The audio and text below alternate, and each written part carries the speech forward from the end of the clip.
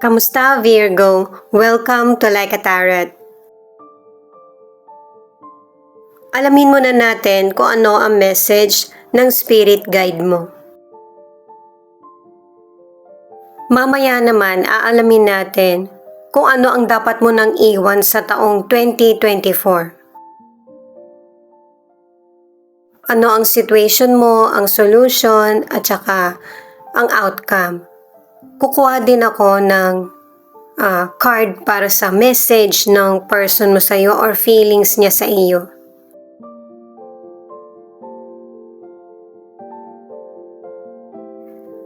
Five, five, five. The universe is saying to you today, it's time to get excited again. I'm going to surprise you. Unexpected blessings are coming your way.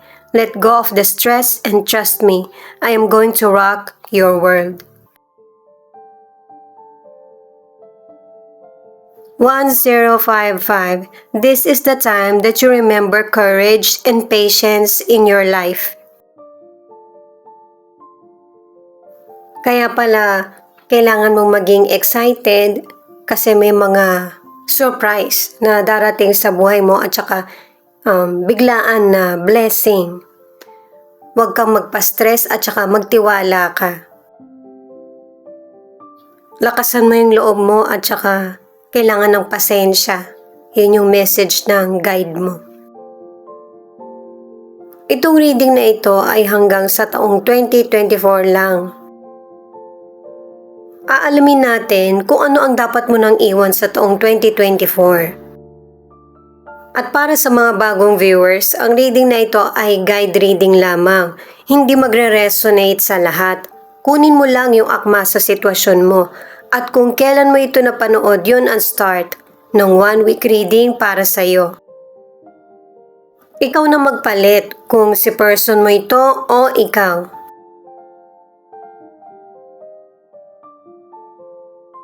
Ace of Wands, Knight of Pentacles, The Wheel of Fortune. Hindi naman masama maging conservative o sumusunod sa tradisyon, pero kung yung mga nasa paligid mo, hindi katulad mo, kailangan mong makasabay. Hindi mo naman kailangan baguhin kung ano yung pinaniniwalaan mo o kaya nakasanayan, pero yung pakikisama. Pwedeng hindi natin kalahi yung makasalamuha mo na iba yung pag-iisip or nakalakihan. At ang ilan kung medyo matigas yung ulo mo, ito yung iwan mo na. Matuto kang makinig. Kasi yung buhay noon at buhay ngayon napakalayo na. Ibang-iba na yung tao ngayon. Para makaiwas na rin sa misunderstanding or gulo. Sa career o negosyo, meron kang sisimulan na dahil sa kasipagan mo, unti-unti ka makikilala. Sinabi na sa message ng guide mo, hanggang dito pinapakita pa rin, nakadalawang cards ka na merong changes sa career or negosyo na mas lalo mong ikakaunlad. Nakadalawang cards ka na kahit challenging yung trabaho or negosyo, swerte pa rin ang magiging hatid sa iyo. Para sa ilang single, kung meron kang person na nagugustuhan, sabihin mo sa kanya, ipakita mo yung interest mo. Lalo na't stable ka naman na kaya mo nang magkaroon ng long term or ng sariling pamilya. Ito na kasi yung tamang panahon ng paghahanap para dumating siya ng kusa. Ang ilan na nasa relationship, stable at committed ang relasyon nyo ng person mo. Pero kung ang ilan, merong problema, kailangan na ng changes. The Hierophant, 6 of Swords at 7 of Swords. Ito yung card para sa solution.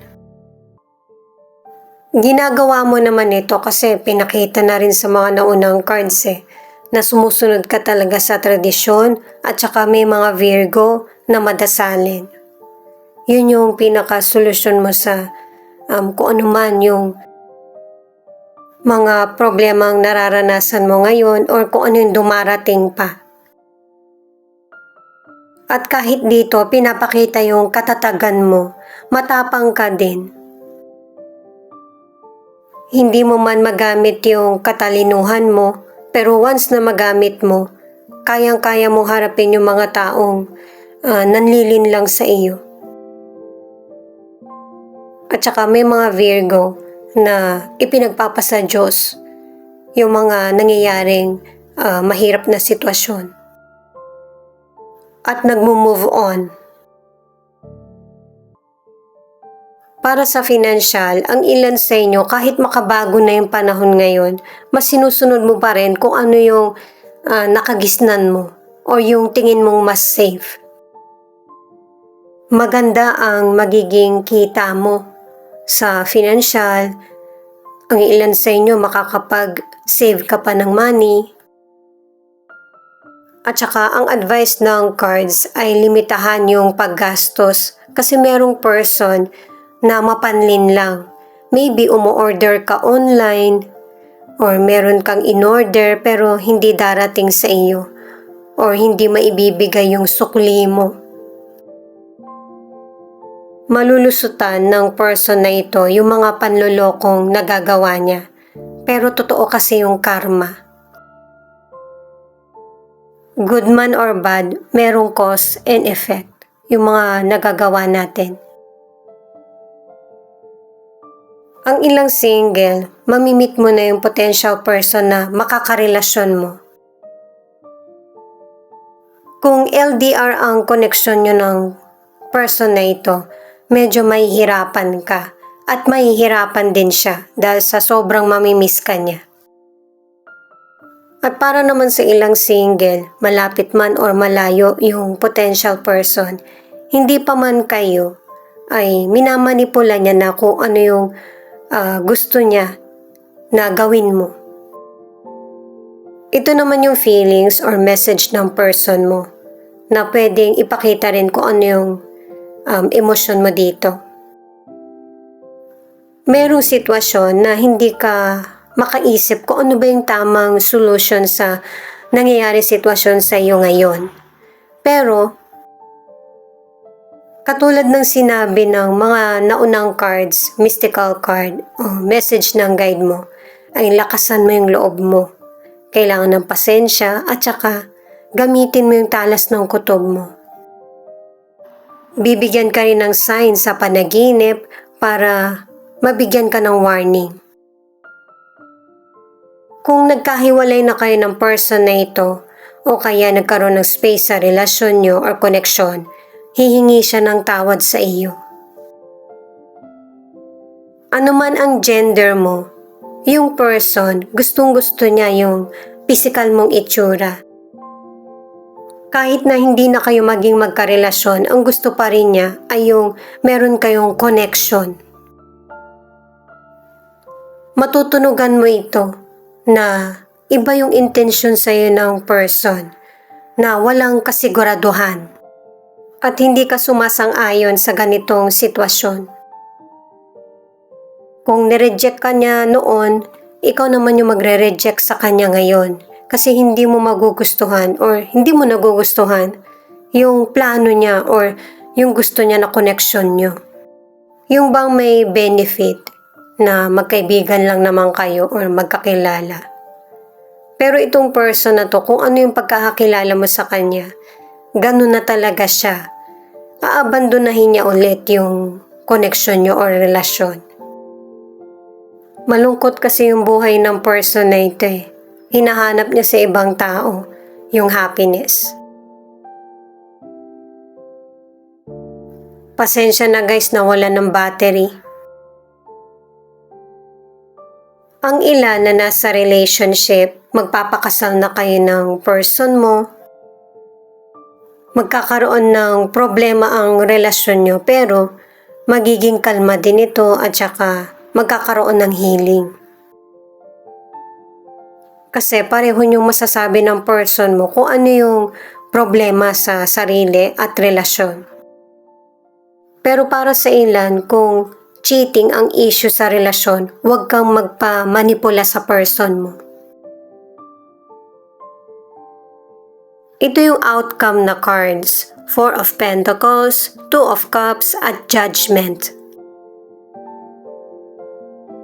Nakadalawang cards ka na sa simula may control, hanggang dito may control pa rin. Kumbaga nasa puso mo at saka isip, nababalanse mo ng tama. May mga pagkakamali ka pero hindi naman niya nakakaapekto sa buong buhay mo. Lesson ang nagiging dala sa iyo. At saka ito yung mas magandang panahon patungkol sa financial. Kasi magiging secure ito at saka makakapag-save ka ng money. Makakapag-invest ka din. Marami pang blessings na darating sa iyo na papahalagahan mo. Nakadalawang cards ka na para sa soulmate na card. At saka sa umpisang cards hanggang dito pinapakita yung success, milagro at saka blessing. At para sa kalusugan, kalimutan na kung ano yung mga past issues kasi marami kang mas importanteng kakaharapin. At saka nakadalawang cards ka na sa kalusugan na kung may illness ka man, may babalik mo na sa dating kondisyon yung katawan mo. Pwedeng wala nang irereseta sa'yo or may gamot kang kailangan inumin. Na para nasa kondisyon yung kalusugan mo. Good sign pa rin iyon kasi may pagpapatuloy mo pa rin yung mga gusto mong gawin. Hindi naman kasi siya malubhang sakit eh.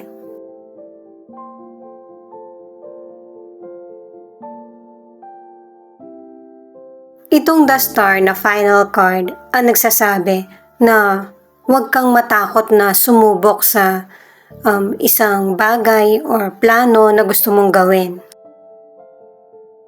Kaya may mga changes, opportunity na dumarating sa iyo kasi ito yung alam ng universe na mas magpapa-improve sa buhay mo. Nakadalawang cards na para sa ilang single sa soulmate na cards. Sa unang cards at hanggang dito. Binibigyan ka ng pagkakataon ng universe na para ma-in love ulit. Pero mas gusto mo yung nakaraan. Kilalanin mo yung dumarating na potential person sa buhay mo. Hindi yan dumarating ng wala lang. Yung puso mo ang magiging guide mo kung sino sa kanila yung tingin mong mamahalin mo ng pangmatagalan. Sa ilan na nasa relationship, cute sa person mo, yung nagsiselos ka or tinatanong mo siya, pero kapag nasusobrahan na, doon na kayo nagtatalo, yun yung ayaw niya. Iwasan din na mapintasan mo yung person mo kasi ang gusto niya, ikaw yung unang susuporta sa kanya. Kasi may ilan na nasa relationship na sinisira ng ibang tao yung relasyon nyo ng person mo. Ito yung nagiging problema nyo, yung pagkakaiba nyo ng person mo sa naiisip at saka gusto. Huwag ito yung maging batayan para magkaroon ng pagtatalo sa inyo ng person mo. Kapag nagtatalo kayo ng person mo, naaalala niya yung mga magandang nangyari sa relasyon nyo. Kasi yung person mo mahal ka. Nag-iisip siya ng paraan kung paano masusolusyonan yung nangyayaring problema sa relasyon nyo. Aminado din yung person mo sa pagkakamali niya o kaya pagkukulang, sa pagkakaroon ng misunderstanding. Sinabi na sa tarot cards na kahit mahirap ito, kailangan ng kalimutan yung nakaraan. Ito yung nagiging dulot sa relasyon nyo.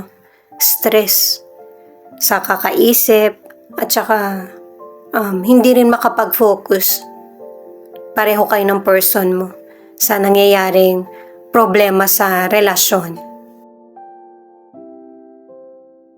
Pero ano man yung problemang pinagdaraanan nyo ng person mo, maibabalik nyo pa rin yung dating init ng relasyon. Kasi may mga maling akala, misunderstanding na kailangan pag-usapan muli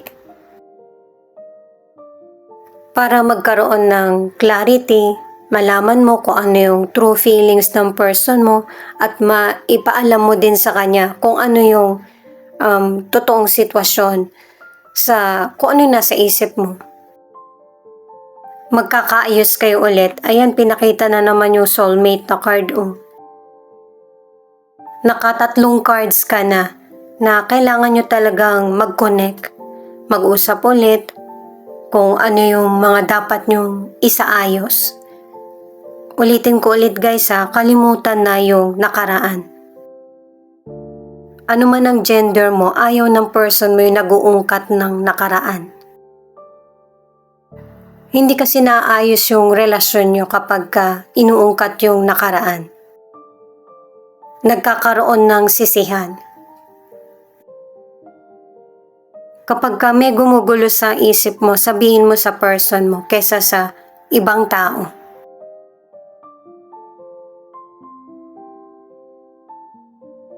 Pisces, Scorpio, Capricorn, Libra, Aries, Taurus, Leo. Pasensya na guys, nag-full na pala yung SD card ko kaya nawala. Ito naman yung letra na posibleng andito yung letra ng pangalan ng person mo o kaya letra ng pangalan mo.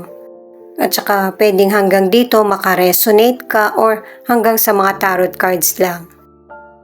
K, R, L, C, I, B, J, A.